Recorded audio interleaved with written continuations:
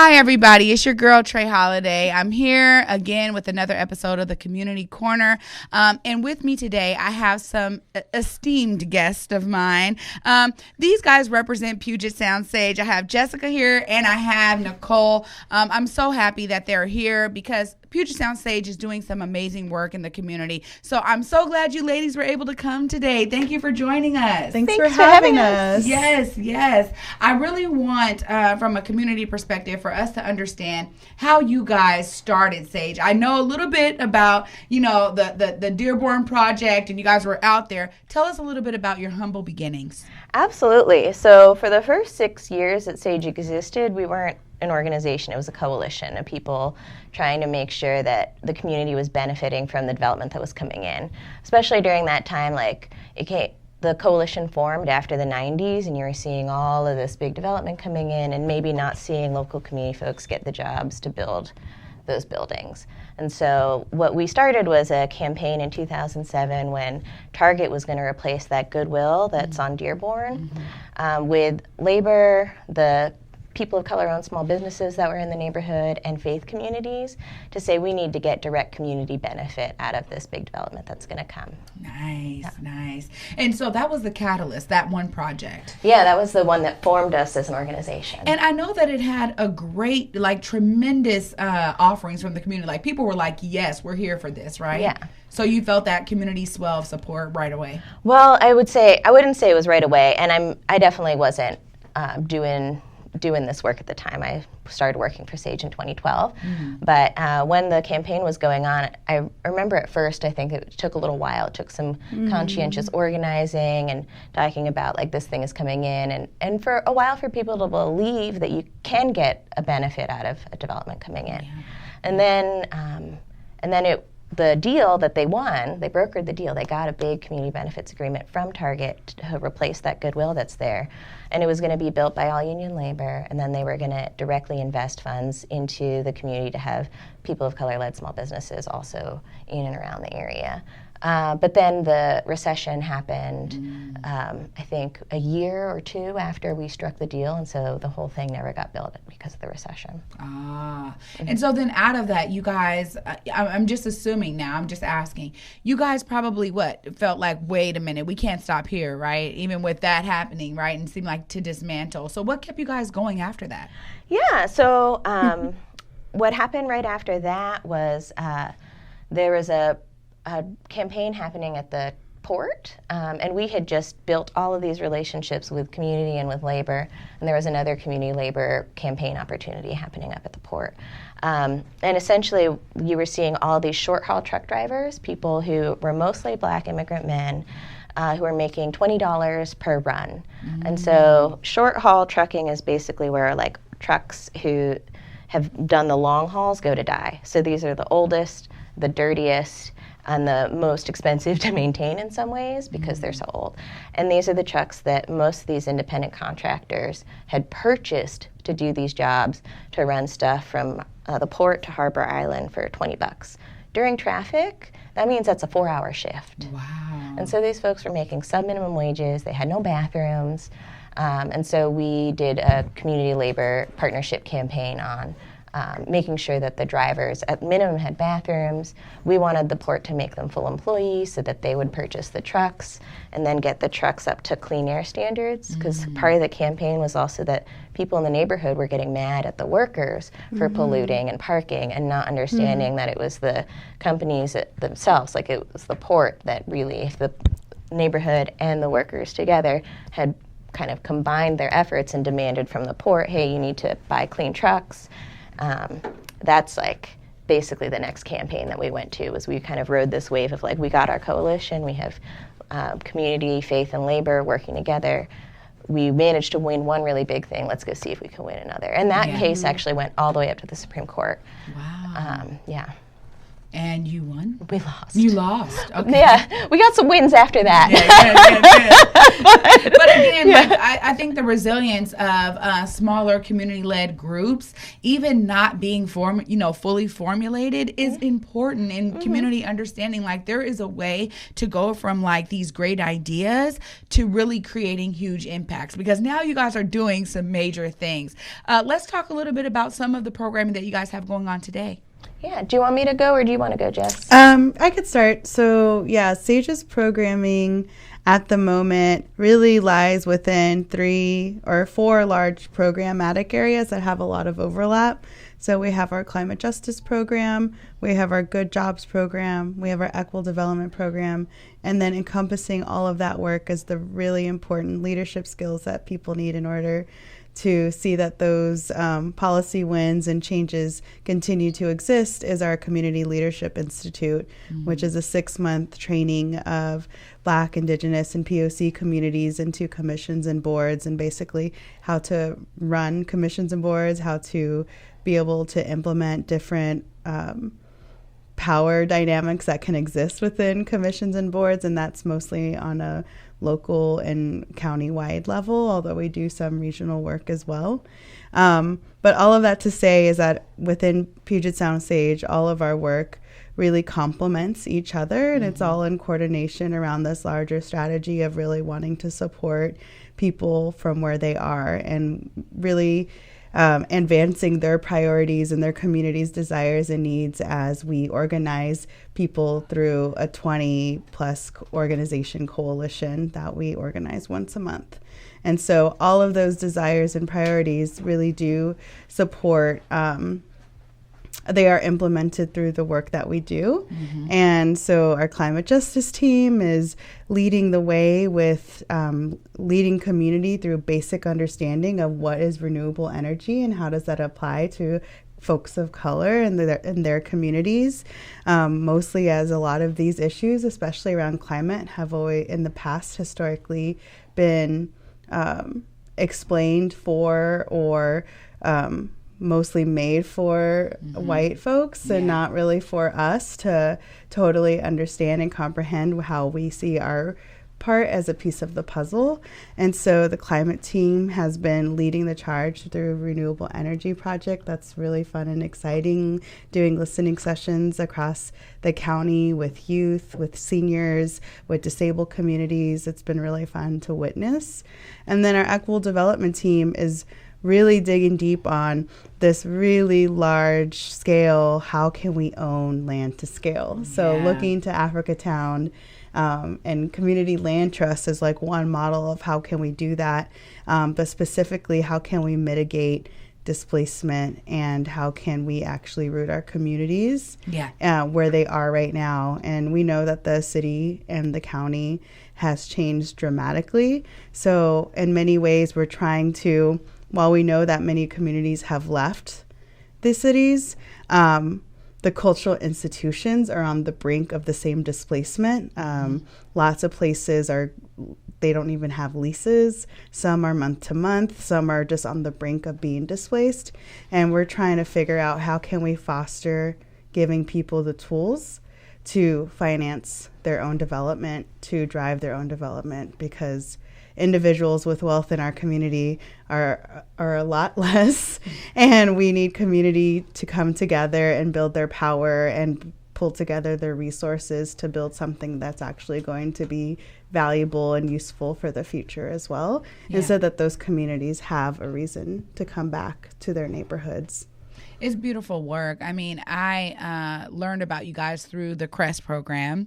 So I want to talk a lot about that because, of course, that's how I got to know you all. And really, that CREST program is really now give me the acronym. It means what? Community Real Estate Stewardship Training. There we go. And every time I'm like, learning circle? No. Every time I'm like off by some letters. But representing Africatown in this cohort of, over 20 organizations, 20 something organizations that are at the table learning about cooperative real estate, cooperative ownership, what it looks like to own as a community, owning land and owning spaces has been invaluable for me. What made you guys decide, this is one of the next programs or next offerings that we need to be giving to the community? Do you want me to do the EDI and then you? Mm-hmm. Okay. We have a little spiel sometimes. And so I would say, Sage really got its start in this, with this site fight idea. So there was a new building coming in. We do these community benefit agreements to try to kind of negotiate with the developer to get something for our communities, right? Mm-hmm. And you can see with that, how 10 to 15 years later, we might say, let's build it ourselves. Yeah. And Sage itself, we're not ever going to be developers. Mm-hmm. We're here to support communities of color in doing the development. Sorry, I was tapping my mic with my hand. Probably heard that. But between that, when we were doing the first, stop the bad, let's either prevent this development or make sure that community's getting something out of it. The next phase was pass laws and policies that made it more possible for people of color and low-wage workers to have stake in development. So what that looked like was we advocated at the city to place a fee on Airbnb, to establish dedicated funding for the Equitable Development Initiative at the city, which now is the established dedicated funding for the Equitable Development Fund. And we didn't have any comprehensive anti-displacement fund for our communities to go ahead and build it themselves. And this fund is specifically designed in a way for community members to be the ones deciding how that money gets spent.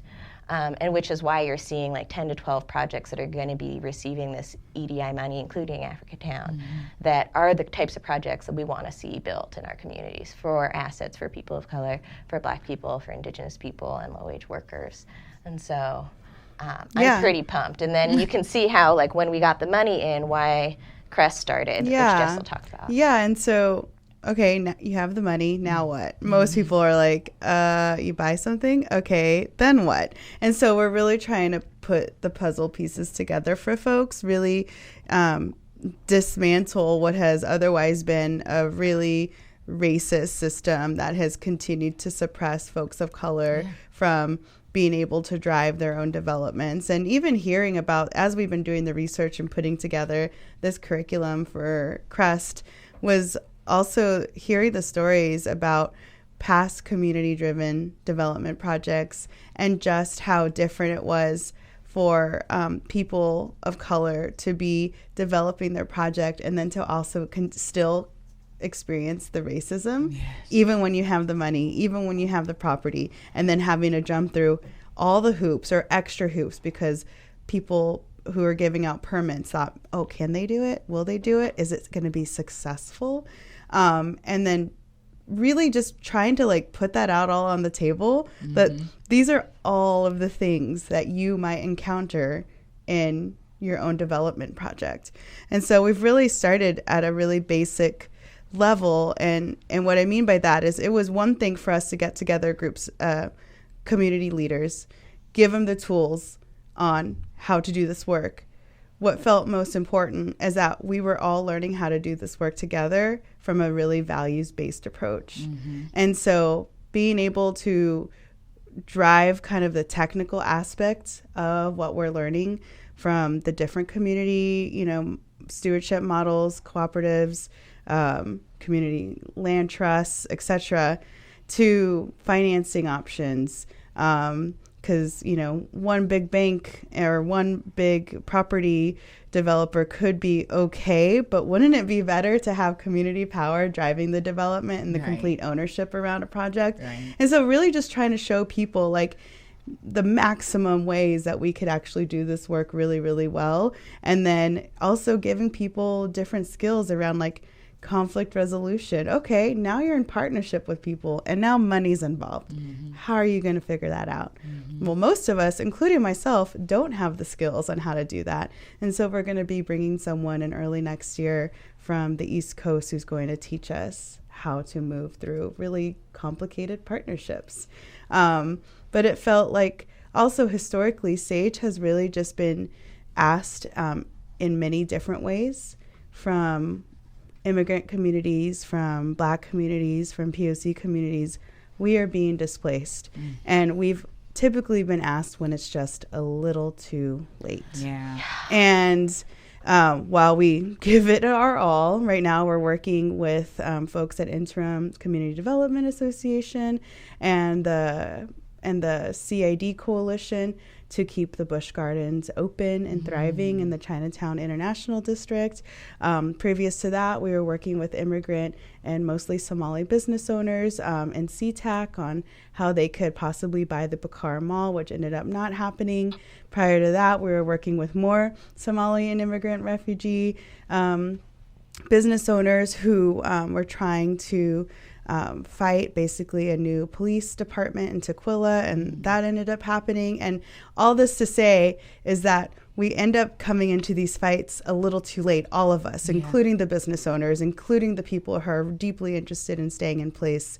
And instead of keep continuing with that kind of repetitive cycle, it made more sense to actually institutionalize this knowledge, to break it down in a way that our communities can access it and that we could actually build community power and have land at the same time. Well, I know that I have personally experienced some real awakenings, if you will say, during the CREST sessions. I know it's a 9-month cohort, and you guys reached out to certain organizations, but we also had to apply for the positions. I know you guys got way more applications than you could actually take on. So that's saying a lot, because Seattle is experiencing such tremendous displacement that it's great to see all of these community groups coming together to say we got to do something. And what I almost love the most about CREST is seeing across the region how many groups are doing this work, because it's not just happening in the hub of Seattle. It's everywhere, and it's pushing further and further south, further and further north. Seattle might be the center, but there is some real tactics happening on South King County now, Pierce County, and the hilltop of Tacoma, where they're experiencing the very same things that we did in the Central District, in the beginning stages. And so for them to kind of get this information now before, so many of their spaces are gone is going to be tremendous. I think the first session, when we went over that timeline of Seattle and how it was inherently racist from the giddy up, almost like this idea of like pushing the Asian immigrants to get out and go to the docks. I mean, just like all of these things that weren't taught in my Washington State history class, right? And I'm a Seattleite, I'm a Washingtonian, and so it was really eye-opening for me. And so I think you guys started off with a really great impact, something that was super impactful for me. I was just so emotional that day, just reading so many of the statistics, because sometimes you do not realize how much hard work it's going to take to pull out of some of these ingrained racist systemic practices. And when a city is built on that, you really have to start to go back to the origins to understand how to unravel it all. So I think you guys did a great job to start the cohort that way, right? But this is another reason why I think the CREST cohort and the CLI are in great tandem with one another, because the Community Leadership Institute is really taking people from community groups and from the community, deeply rooted to community, and putting them in positions of power, right? Let me hear a little bit more about CLI, because I think it's amazing. Oh, absolutely. So CLI started 3 years ago. Uba Garderi, who runs the Equitable Development Initiative for the city now, was the person who founded our CLI. Another community member. Yeah. She wasn't in the city at that point. She was just a single mom of 3, right? Yeah. And then after she ran the Equitable Development Program for SAGE, they offered her that job, which was really amazing. But CLI started because in 2013, 2014, a lot of the SAGE staff were getting asked to be on every board and commission. And part of it was that we had, at that time, like 4 women of color who had policy in their job title. And so we were just like getting asked to be on everything. So I sat on the 15 commission, Uba sat on the HALA commission, And these were pretty, I would say, trying commissions for the two of us. Like when I was sitting on 15, I was 28 and one of three people of color, 3 women of color in the room. The other 2 women of color in the room were Shama Sawant and Pramila Jayapal. Wow. And so I was like, felt like it was a really challenging commission.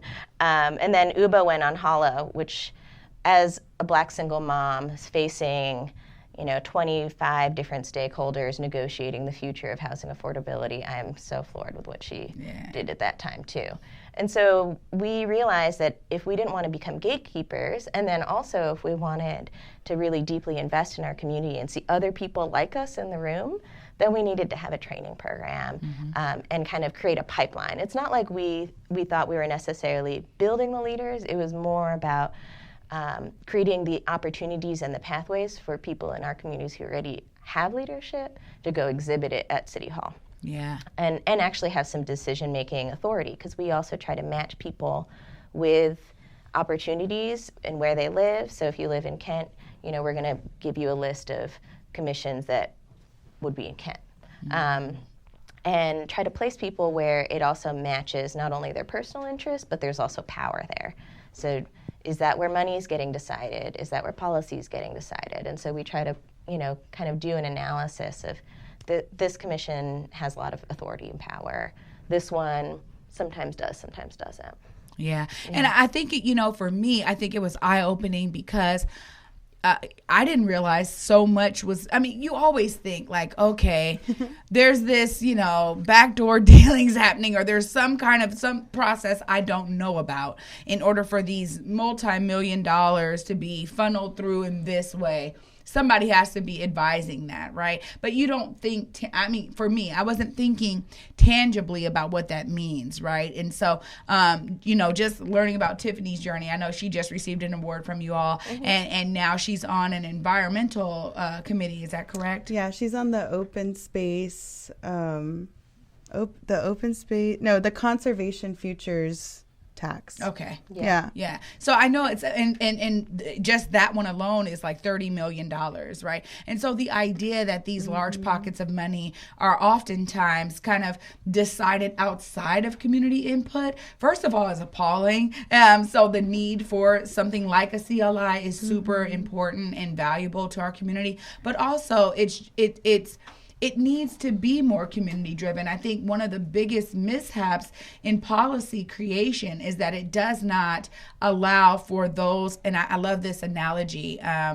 You think about a fashion warehouse, right? So there's the designers way at the top, and they're the ones like that have all the designs, and then they have all their workers creating the designs on the bottom. But how much more impactful is it when they bring those workers to the decision table to decide better ways to do things, right? So I think about that in that same term of, community members being a part of these processes is invaluable, and it needs to happen in order to really start to change some of the disparities.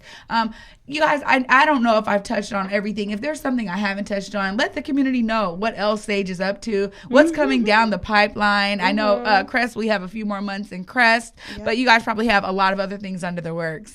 Yeah, I would say that if you don't follow us already on Instagram, Facebook, or Twitter, please do so now. We'll be having a graduation for the Crest cohort, and that's going to be open to the public. It'll be at New Holly Gathering Hall, and that would be a great way to plug in, see what our work is like, talk to the staff, and talk to the graduating team, first inaugural cohort. There's a good chance we'll do this again, or there might be a possibility that we level up and we skill up folks even further and deepen their skill in some sort of like sophomore year, what's next, and like really try to figure out how do we get some of these projects now into motion, because so many of the cohort is just at really different levels. There's, folks like Africatown that are there, and then there's people who are literally just visioning what do they want in their neighborhood, So I think it'd be a really great way to plug in and check us out. And then also around the same time, we have open applications for the Community Leadership Institute. And so we'll be accepting applications and going through that whole process on bringing in the next cohort of folks for 2020, 2021. And then on the in the programmatic side, we're really looking at like community resilience and community control of land in tandem with both good jobs and renewable energy. And so what you're seeing is a lot of like the CREST program, and our hope is that our communities build the facilities and the assets. They create good jobs for the people who are living there, and ideally that we are also living in like healthy, clean, and green spaces. So we want it all. Yeah. Well, that's the only way. We're going to have it all. Yeah. That's the only way to ensure that we do is by taking ownership of each segment of that, right? Each segment of life, and figuring out how to ensure that community is community driven, right? Community is a part of it, and that we feel that there's a space to plug into. So thank you guys so much for coming on today. I really appreciate it. And to the community, just so you all know, there are many opportunities for you to plug in, learn more, get connected, stay connected, and be a part of these processes that are helping to elevate our status in terms of those who have been disproportionately undervalued and underserved in our communities. We have to reach out and find ways to get our voices heard and be a part of these larger discussions so that we can see certain things move and change in our communities. Thank you for staying tuned to us. It's your girl, Trae Holiday with Community Corner.